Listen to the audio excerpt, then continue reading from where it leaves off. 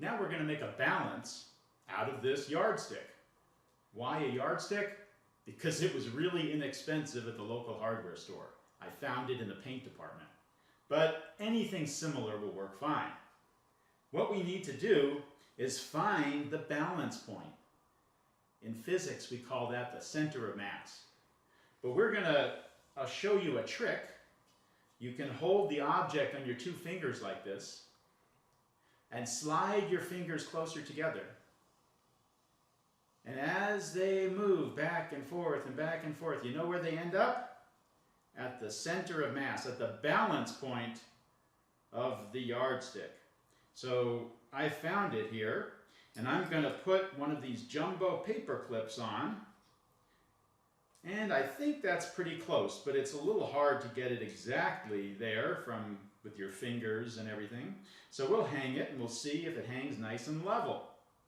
It looks to me like one side, I missed my center a little bit. One side is a little heavier. So I'm going to move my paper clip closer to that side.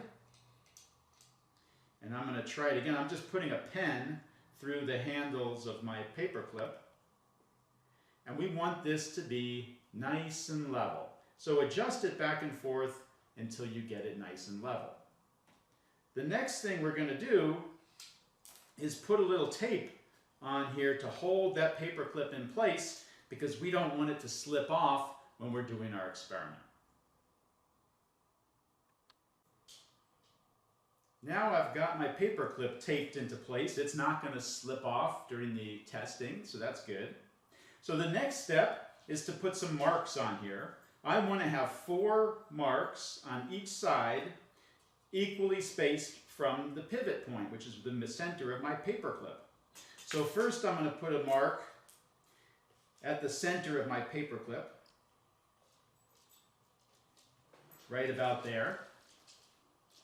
And then I'm going to measure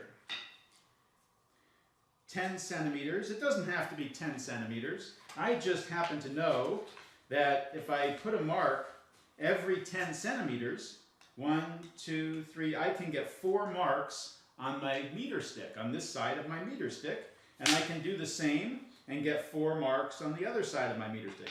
If you happen to use a stick that's a little bit shorter, you can use a distance less than 10 centimeters. Just use the same distance, the same spacing for every point.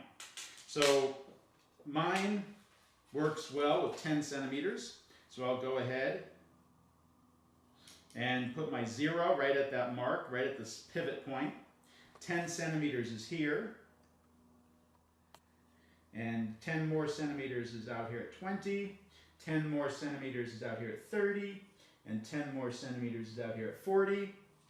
And then I'm going to do the same thing on the other side.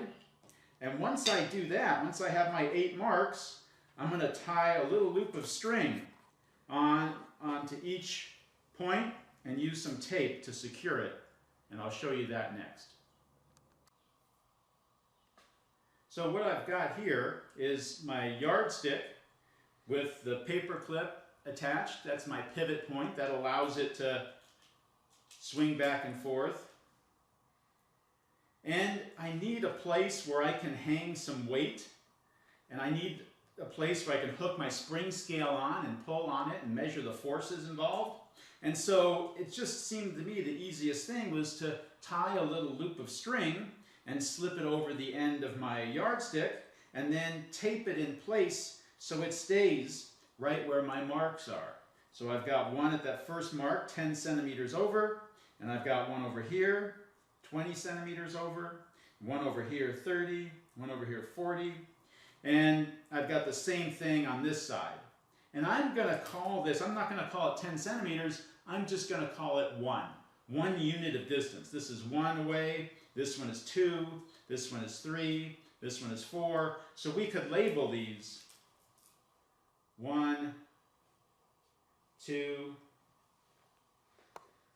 3, and 4. And we could do the same on the other side. 1, 2, 3, 4. And then we know how the distance, we're just going to call that 1 unit of distance from the pivot point, 2 units from the pivot point, and we're going to use this to do our experiment.